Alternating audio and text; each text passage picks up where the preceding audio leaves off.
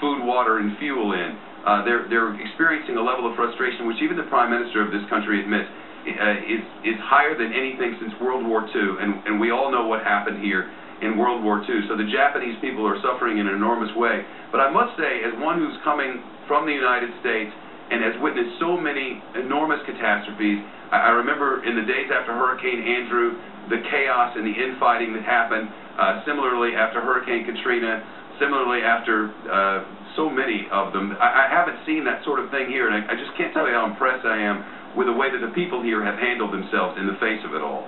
And indeed, they've shown great courage and great patience. But let me tell you what's being reported by the French press is that the French have been asked that they are supplying. They've got this apparently on a plane to go 100 tons of boric acid, which is an effort to, it's a fire retardant, in an effort to deal with the potential meltdown. But they're also sending 10,000 suits, 20,000 pairs of gloves, and 3,000 masks. Now, when you see 10,000 suits are coming, that doesn't look like, everyone's expecting something good or there's been a turn for the better. I mean, it sounds like things are as a turn for the worse.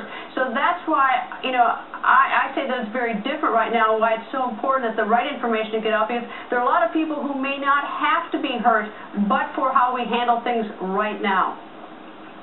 I couldn't agree with you more, Greta, and I don't think there's anybody who here at all, or probably in the world, who doesn't wish that they could get their act together and get proper information out and make sure that everybody is as safe as each individual can be. It just appears that right now that's not the case. And though there are some hopeful signs now, we're all very hopeful that they can get the water flowing again, that these 180 men who are quite literally risking their very lives to try to save all that they know about their country, that all of them would not be in the peril that they are, but they are. And if this power connection doesn't work, we are in for a catastrophe, potentially the likes of which we've never seen.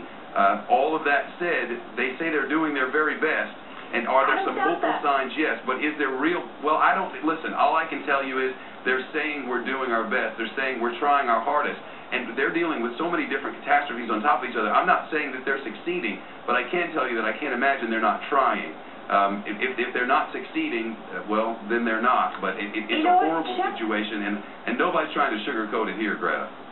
Chef, I am not just I'm not for one second thinking they don't care, they're not trying everything they can. I'm just saying is that, now in the last half an hour, we get a new report about reactor number 2, which had an explosion on Tuesday, and now it's got this smoke rising from a building, and it says they have no idea what it's from. That's just simply not a good sign. I'm not saying they're not trying to do everything they can. I'm just saying that it's very bad, and so I can understand the mayor saying, 12 miles away, why he'd be frustrated, say he feels like he's been abandoned when you read reports that these things are happening and they have no clue why they're happening.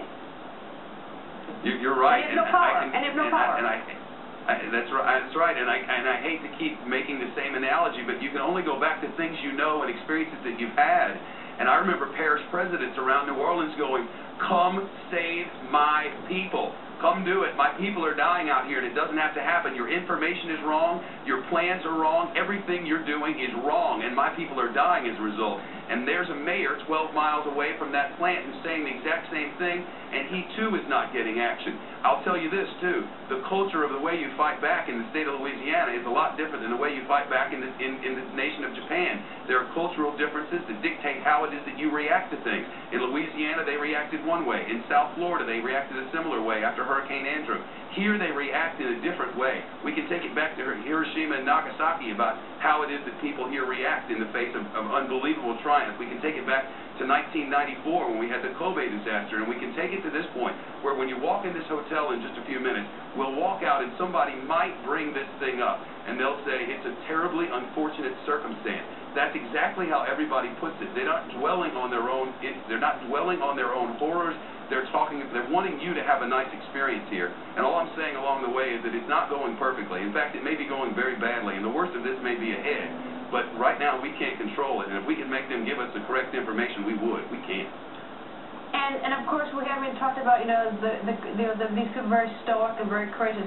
who knows what's happening in the area with that tsunami, where the survivors and the earthquake, people might still be under buildings alive. I mean, I don't even have any information to, what success that the Japanese or any other nations who are helping are having in trying to, retrieve people, help people, or whatever it is. I mean, we just don't know. This is not enough information. No, the Americans and the British have said that they're pulling their people out now, that they've been here for this time, they've done all they can with rescue work, and they just don't believe that there's any more hope for anyone having survived. I don't want to continue to beat the same subject, but the weather, the inclement weather that we've experienced over the last few days, it's been hard for everybody involved, but I can't even imagine being outside it. I just can't imagine anyone having survived any of it. And the days ahead, once we get past all this nuclear business and they begin clearing out these neighborhoods where people have lived for generations and generations, and you see generations of people there, men, women, and children, their babies and their grandparents who are all buried under the rest of it, it's going to be a calamity that the world's not going to want to see. And we can just wish the people of this great nation all the best and give them all the support that we can. Shep, thank you.